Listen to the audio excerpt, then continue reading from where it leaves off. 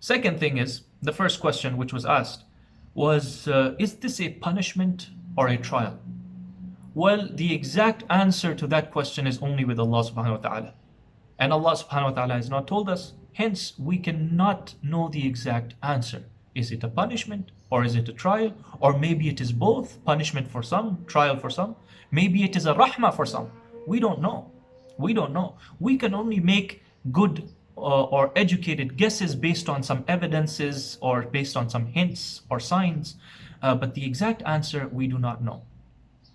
However, I would argue that knowing the exact answer is irrelevant. Is not even needed. Why do we need to know whether it is a punishment or a trial? What is important is how we deal with it. And in either case, whether it is a punishment or a trial, the way we deal with either one of them is the same. If it is a punishment, we should in that case revert back to Allah subhanahu wa ta'ala, make tawbah, make dua, pray, increase our ibadat, the khushu', sincerity in our ibadat, taqwa in our mu'amalat. And if it is a trial, the same thing, we should be patient. We should revert back to Allah subhanahu wa ta'ala, increase our ibadat, our sincerity in our ibadat, our taqwa and mu'amalat, make dua, istighfar. So in either case, the reaction or the output should be the same. Hence, whether it is a punishment or a trial is an irrelevant question or a question for which we do not need an answer. We do not need to know that. Even though we may be able to take some hints from a hadith of the Prophet ﷺ, where the Prophet ﷺ said, and this is an authentic hadith reported by Ibn Majah, لم تظهر الفاحشة في قوم قط حتى يعلن بها إلا فشى فيهم الطاعون والأوجاع التي لم تكن مضت في أسلافهم الذين مضوا. What the Prophet ﷺ saying, that there is no qawm or nation among whom fahasha, immorality, increases to such an extent that people openly do it and they take pride over it. They think it is cool, they think it is something of to be proud about. That it becomes so much that people take pride over it and it is openly done, except that Allah subhanahu wa ta'ala will spread among them ta'un, the plague, and other diseases and illnesses which would not have been seen among their forefathers. Now the second question that was asked was, is this a sign of the Day of Judgment?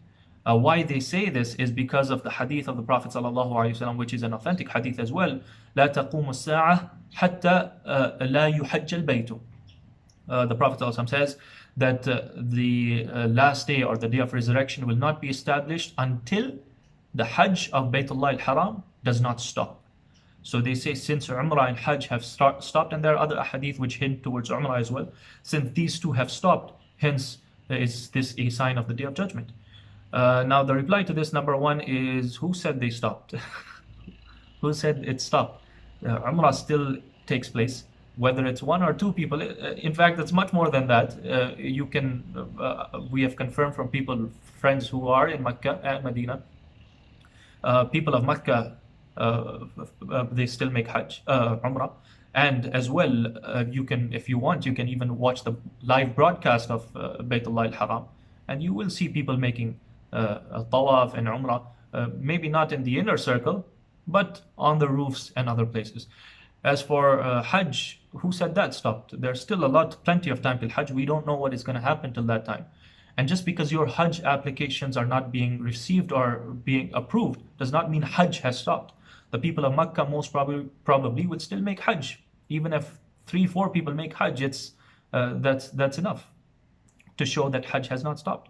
Number two, this is not the first time in history that Hajj or Umrah may be stopped, if it stops. It has happened in the past several times because of wars and other things. At the time of Abdullah ibn Zubayr radiallahu anhuma, it took place in the 10th century CE as well, when the Fatimi dynasty, Abu Tahir al-Fatimi, attacked Mecca and killed more than 30,000 pilgrims. Hajj was stopped at that time as well by the Abbas Caliph. And in fact, Abu Tahir al-Fatimi, he even took the black stone, stole it, and took it with him to the Fatimi dynasty. And Muslims were not able to recover it until at least 21, 22 years.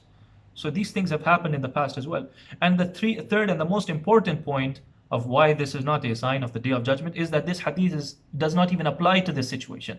This applies to the situation when there will be no Muslims on this earth, as the Prophet ﷺ says, and only the worst of creatures, meaning the worst of human beings, the most worst of disbelievers will only exist on this planet.